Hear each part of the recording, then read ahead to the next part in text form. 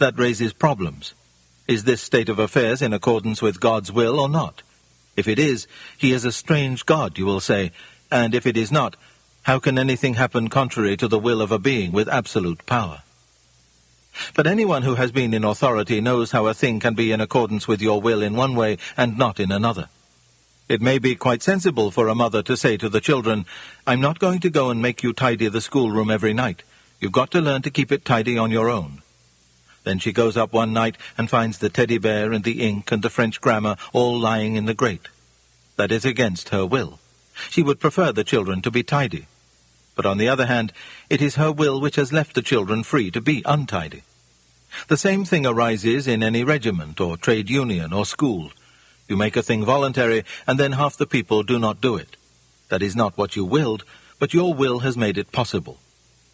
It is probably the same in the universe. God created things which had free will. That means creatures which can go either wrong or right. Some people think they can imagine a creature which was free but had no possibility of going wrong. I cannot.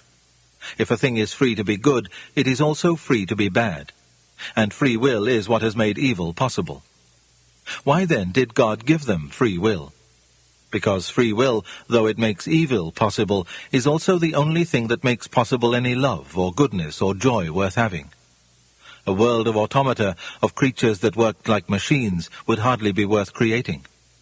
The happiness which God designs for his higher creatures is the happiness of being freely, voluntarily united to him and to each other, in an ecstasy of love and delight compared with which the most rapturous love between a man and a woman on this earth is mere milk and water. And for that they must be free. Of course, God knew what would happen if they used their freedom the wrong way. Apparently, he thought it worth the risk. Perhaps we feel inclined to disagree with him. But there is a difficulty about disagreeing with God. He is the source from which all your reasoning power comes. You could not be right and he wrong any more than a stream can rise higher than its own source. When you are arguing against him, you are arguing against the very power that makes you able to argue at all. It is like cutting off the branch you are sitting on. If God thinks this state of war in the universe a price worth paying for free will, that is, for making a live world in which creatures can do real good or harm and something of real importance can happen, instead of a toy world which only moves when he pulls the strings, then we may take it is worth paying.